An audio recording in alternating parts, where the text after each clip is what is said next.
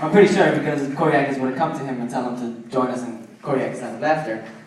So, again, I know I said it 2 times already. I'm going to say it one more time. No, like 2 more times. But this time, put your hands together for John Bernard.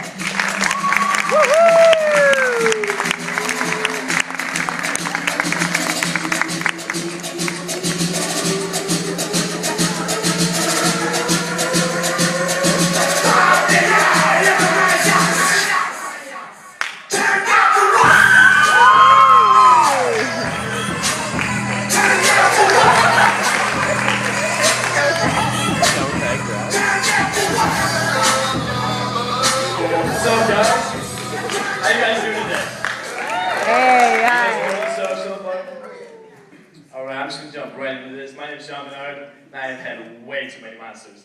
Alright? So, I'm going to take you guys back to a time in my life, call it my youth. Alright? You guys can't make me laugh, stop. Alright, there's this place. Me and my brother used to beg my dad every week. We'd say, Dad, take us to Benson's Animal Farm. There was this place, Benson's Animal Farm. This place had everything. It had rides, animals. You could pet a llama and feed it nuts. You could smash all your teeth out of your face on the zip line because that ride was really dangerous in every way. It was a hazard. But it's Benson's Animal Farm, so who cares? So every day, well, every week, we would be like, Dad, Benson's Animal Farm. Come on, Dad, take us, please. And he'd go, every week he'd get us so hyped up. He'd be like, guys, all right, gather around, kids. Come here. I got something to say.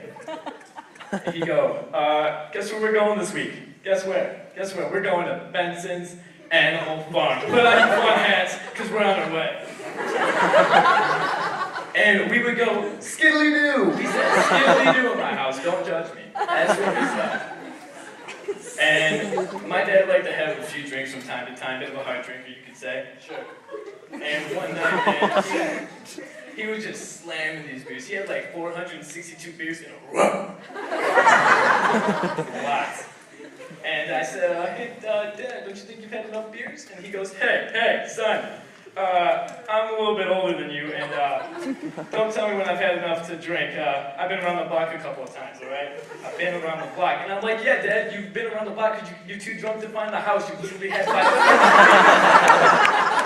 You want to know how you know when you're officially drunk? When you get inside a taxi and you think the fare is the time, and you're like, holy crap, dude, this is 25, 24, what the heck, dude? What?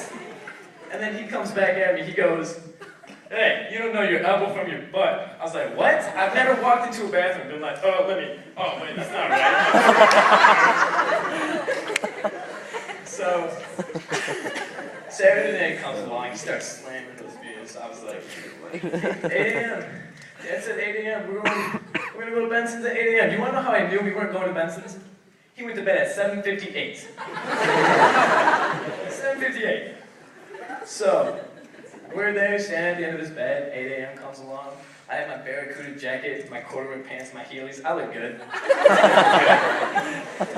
And I'm like, Dad, get up, Dad, it's 8 a.m. Benson's, Dad. And he didn't wake up normally.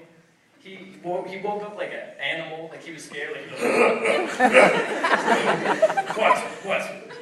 And we're like, 8 a.m., Dad, you said Benson's, Dad. And he'd get up on one arm and he'd be, we're gonna have to do Benson's another day, kids. Today's not the day for Benson's. And we were instantly just deflated. What you said, Dad? What you said? You said Benson's, Dad. And I'm sure all you dads out there have said this. You guys' favorite line. He goes, hey, Benson's isn't going anywhere. Right? And I bet you guys are just sitting there going, hey, John, where is this Benson's Animal Farm? It sounds like you can go have a cavalcade of fun. Where is it? Well, guess what? It's gone. It went somewhere. And I never got to go. But it's okay. I get my dad back one day when he's 80, at home on the couch, sick, coughing. John, I need to go to the hospital. And I'm going to go, hey, Dad, the hospital's not going anywhere. drive to a parking lot, right?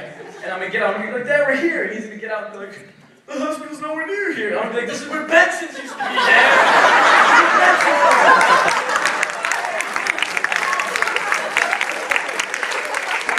I'm just kidding, guys. My dad's awesome. He's fantastic. I love him. I think he's here. We're Hi, here. guys.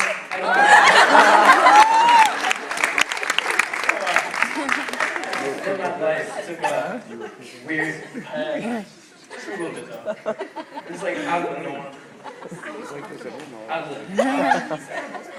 I wanted to be a criminal. I wanted to do crimes. And I woke up one day with an urge. I was like 16, and I was like, I want to do a B&E. And if you guys are sitting there going, John, B&E, what is that? Bacon and eggs? No.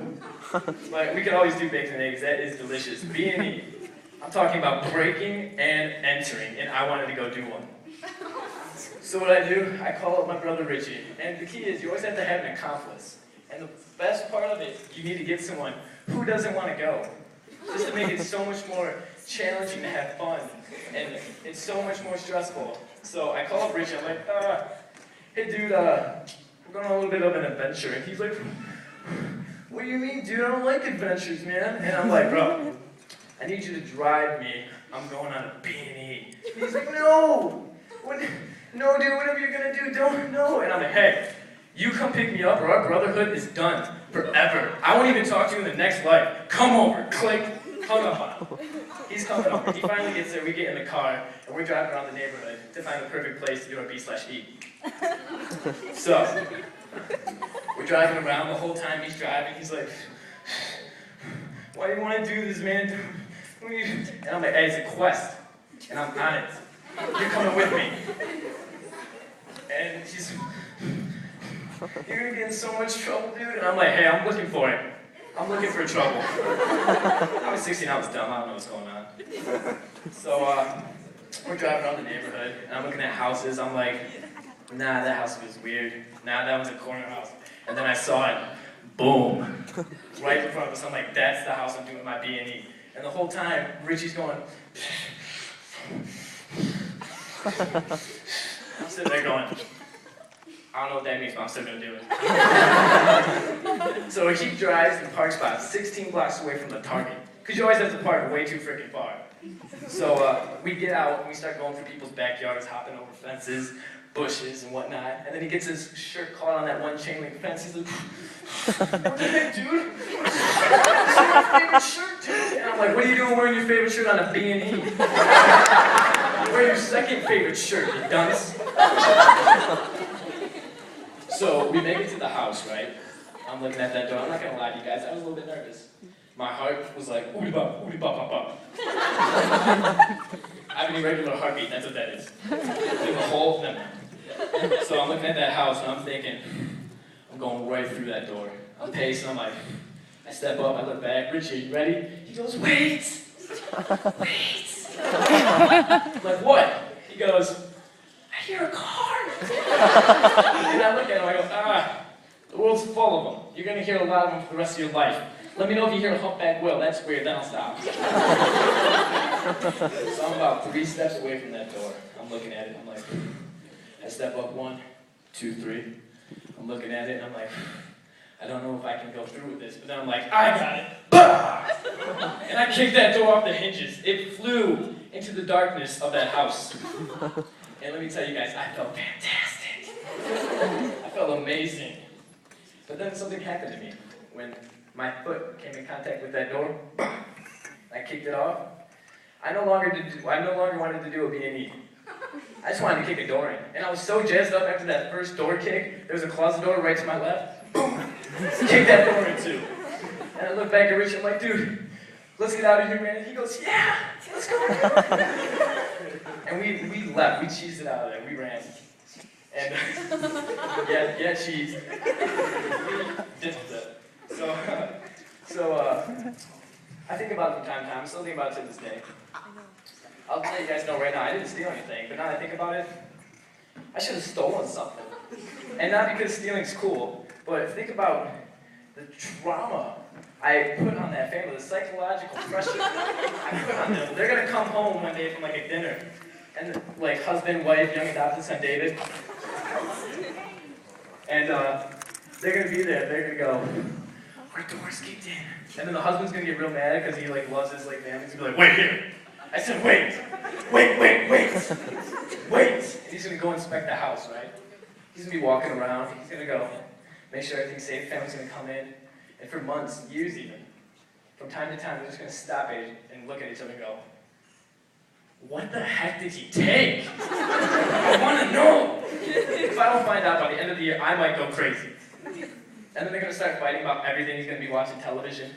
His remote's gonna like die. He's gonna be like, is this it? Is this it? Did he take the good batteries that were fully charged and replace them with half-charged crappy ones? Yeah, why did he kick in that closet door? There's not even a locking mechanism on it. And then he starts having a breakdown. Door kicker! He gives me a name. He calls me door kicker like I'm watching him. He's like, are you happy? You happy, door kicker? Is this what you want? His wife's having a breakdown. She's crying. My husband's crazy. And then the young adopted son David thinks everything's his fault. I mean, at the very least, I should have like left something. Like came in and went, yeah, nothing seems to be taken, but we do have a new lava lamp. So he's a very, very generous criminal. Never committed another crime after that. Never. Dumb. Then I kind of grew up a little bit, just a little bit, and started traveling more. As you guys know, I went to Haiti like a year ago. And on my flight down to Haiti, we had to spend the night in Florida, right? And my friend Matt, I don't know how, he found out about it. He's like, dude, stay with me, man. Just like old times, dude. I had an apartment, I got a futon, dude. You can come crash, dude. And I'm thinking, yeah, man, it's gonna be awesome. Right? Wrong. Let me tell you guys something. When you guys travel, never stay with a friend, okay? Always take the easy way out, buy a hotel. Because you know what sucked about it? I get there. He had the futon, but he didn't have the mattress for the futon. It was just the metal rig with like 3-ply bounty sheets on it, like some makeshift posturepedic mattress. I was like, oh, good. So he comes home one day. He doesn't even acknowledge me. He just goes, right? Goes straight to his freezer. And I'm like, he's really going. He's like, thank you. And he looks at me and goes, he starts getting like really like aggressive, and I was like, what are you looking for, dude? I don't speak, He starts going through all this stuff. He's like, where is it, dude? Where is it? And I'm like, where's what? Like, what are you trying to find? He goes, where's my ice cream, man? Where's my ice cream? And I was sincere. I'm like, Matt, I don't know where in the world your ice cream would be, but I mean, you're looking in the freezer. It's a pretty good spot to keep ice cream. I mean, it's the right temperature, keep it from melting. It's a good place to like try and find it. And he goes, I know you took my ice cream, bro. It's only you and me here, and I've been at work all day thinking about ice cream. And I'm thinking, shots fired, out. He's out to kill. He's calling me out, blaming me for his missing ice cream, right? So I'm looking at him, I'm like, that's pathetic, man. You're sitting at work all day thinking about creamy delights when you should be trying to get a promotion, trying to get out of this dump of a home that you're living in. You're sitting there and you rather have creamy treats, Matt. Pathetic. And he looks at me and he goes, I know you ate my ice cream. I know you did, bro. Pal. Chief. He called me Chief. What? He says Chief. He calls me Chief, and then I'm like, I didn't take your ice cream, salt truck. And he gets mad. And this is where he corners me, and this is where I said something I did not mean to say. I wish, as I said it, I was like, no. I tried to grab it. He asked me cornered, and I said, I swear on my next pet's life, I did not eat your ice cream. Because I didn't eat his ice cream, right? But then I think about it. As I said it, I'm like, too much. And it's not funny. Too much. And I'm thinking, I just involved my non-existing pet in our ice cream debacle. And now in a few months, maybe a year, when I get a pet or something, maybe it's a dog, cat, fish, camel, who knows? And that pet gets sick or runs away, because you guys know how good goldfish are at running away. Really quick, did anybody else's parents like convince them that their fish ran away? Because my mom had me convinced that my fish just kept running away all the way till I was like 18. Like I would come home and be like, Mom, hey, where's Puffy? Mom. She'd be like, oh yeah, he packed his bags. He said you weren't feeding him enough. He wanted to go find a better home. And I'm like, what? What do you mean, Mom? I was like 9. You guys know those like lost animal posters that you post like on like poles? I made those. I made like 30 of those. I put my goldfish picture on it. Like, if lost, please call. This guy ended up calling me. He's like, found your goldfish. And I was like, where, dude? Yeah, dude, where? And he's like, aisle 4 at Market next to the chips. And I was devastated that someone murdered my goldfish and turned it into a salty treat. That's not fair. I was devastated, and I almost went to the cops, but that's not part of the story. When my pet, or whatever, gets sick or runs away, amongst the sadness, I have to go, and I'm thinking, now Matt thinks I ate his ice cream. Because I put him in my ice cream Bible, Matt thinks I ate his ice cream now, so now I have to go call Matt. And I said, hey man, it was a fluke, dude. I swear on my next pet's life, I did not eat any of your ice cream, right? So Matt really likes his ice cream. The moral of the story is, stay at a hotel, don't stay with friends, because they will be crazy, and they won't give you a bed. Alright guys, thank you guys for being a fantastic audience.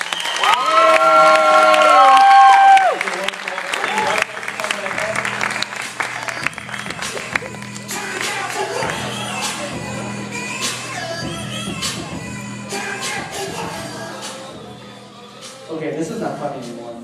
You gotta put on the microphone when I'm coming up. Man. Oh, but who knew he was actually really funny? Real quick, don't break and enter. That's not a good message to send out to you guys. Jonathan.